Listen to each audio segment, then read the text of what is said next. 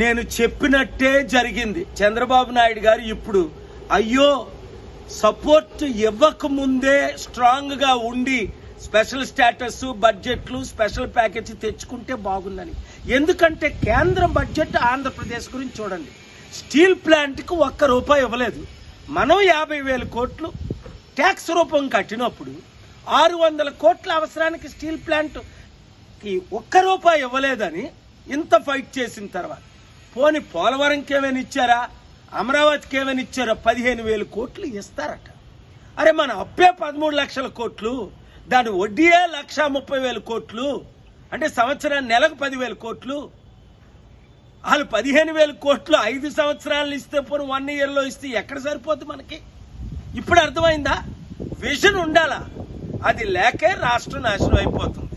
Steel plant అమ్మకుండా fight చేసి ఈ నెలలో కూడా నేను ఆపాను. మళ్ళా 6 ప్రాజెక్టులు 6 ప్రాపర్టీలు అమ్మేస్తానని. ఇప్పుడు తెలంగాణకు వచ్చింది ఆ గాడిద గుడ్డని బోర్డులు చూస్తున్నాను ఎక్కడైనా. కేంద్రం ఏమిచ్చింది? గాడిద గుడ్డు. మేమేమిచ్చాం అని బోర్డులు పెట్టుకుంటున్నారు కాంగ్రెస్ వాళ్ళు, బీఆర్ఎస్ వాళ్ళు. 8 ఎంపీలు వీళ్ళు ఇచ్చారట. అంటే 4 ఎంపీలు కాంగ్రెస్ వాళ్ళు గెలిపించారు బీజేపీని, 4 ఎంపీలు బీఆర్ఎస్ వాళ్ళ అండర్స్టాండింగ్తో గెలిపించారు. కొన్ని కారణాలు మీకు తెలుసు. అయితే 8 ఎంపీలు గెలిపించిన తర్వాత 8 గాడిద గుడ్లు ఇచ్చారు. ఎందుకు ఇస్తారు? గుజరాత్కి అక్కడికి ఇక్కడికి ఇచ్చుకుంటారు. మనకెందుకు అసలు వాళ్ళ దగ్గర లేదే లేదు ఇవ్వడానికి. వడ్డీ కట్టలేని పరిస్థితి. దేశ అప్పులు మీకు తెలుసా? ఆంధ్రప్రదేశ్ 13 లక్షల కోట్లు అయితే, తెలంగాణ 7 లక్షల కోట్లు అయితే, దేశ అప్పు ఎంత? 2,40,000 కోట్ల కంటే ఎక్కువ. అంటే వడ్డీ ఎంత నెలకి? మీకు బొర్రే పట్టదు అర్థం చేసుకోవాలంటే.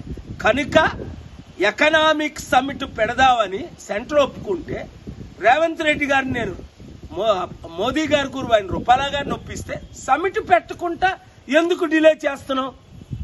ఆదాయం పెరగాలి, కంపెనీలు రావాలి, నిరుద్యోగ సమస్య నిర్మూలం అవ్వాలి, అభివృద్ధి జరగాలి. ఇప్పుడు తెలంగాణ బడ్జెట్ చూడండి ఏమిచ్చారు? బడుగు బలహీన వర్గాలకు ఏమిచ్చారు?